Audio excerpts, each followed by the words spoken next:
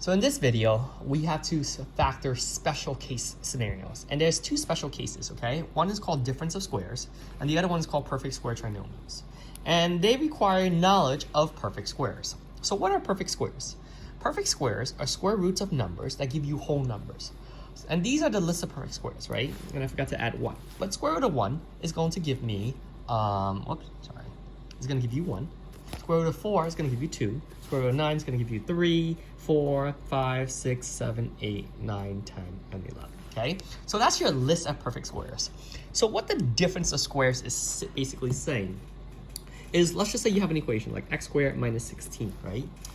If the c value or the last value is a perfect square, right? And you see a subtraction sign in between, this allows you to actually factor in a special manner. And basically the only question that you have to ask yourself is, can I take the square root of the first term and the second term? And in this case you can, right? Square root of x squared is just x, and the square root of 16 is just 16. Now, it's 4. So in this case right here, I'm just thinking, what's the square root of this? What's the square root of this? Because I'm going to drop my parentheses, and I'm going to write x and x. And the square root of 16 is 4, so I'm going to write 4 and 4. And the most unique thing about difference of squares is one answer is going to give you positive, and one answer is going to be negative. Why is this the case? 4 times negative 4 gets you negative 16. And notice how there's no b value.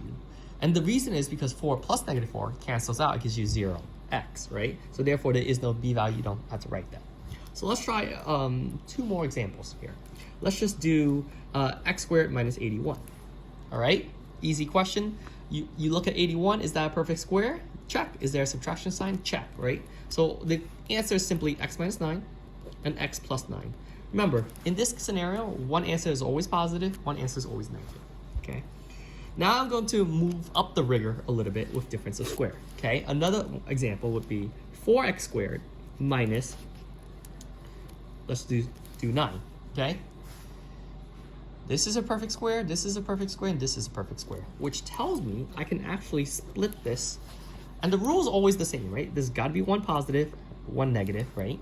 And we know that the square root of 9 is 3, right? So something plus 3, something minus 3. How do you actually split this? Well, you ask yourself, what's the square root of 4? 2. And what's the square root of x squared? It's x, right?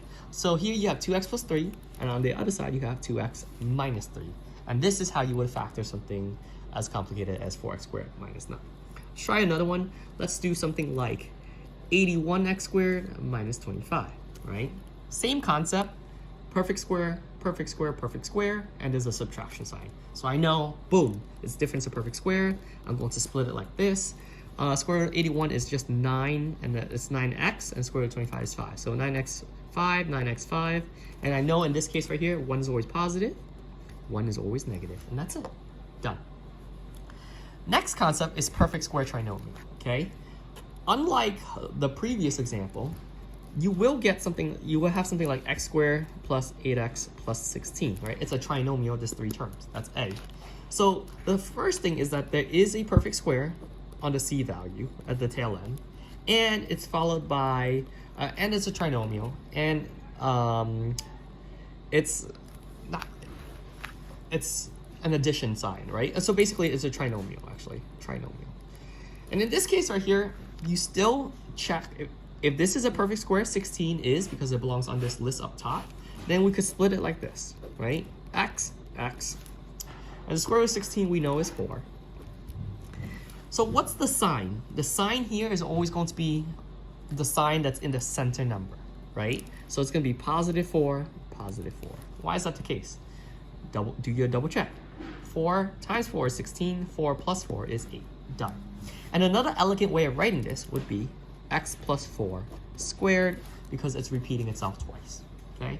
So let's try a couple more examples very quickly. Let's try x squared minus 10x plus 25, okay? Is the tail end number perfect square? Check. Is it a trinomial? Check, right? So let's actually split this now, okay? X, we know it's 25, so I'm writing 5, 5, right? Now, you always look at the b value to determine your sign. So in this case, the b value is negative, so it's just -5, -5.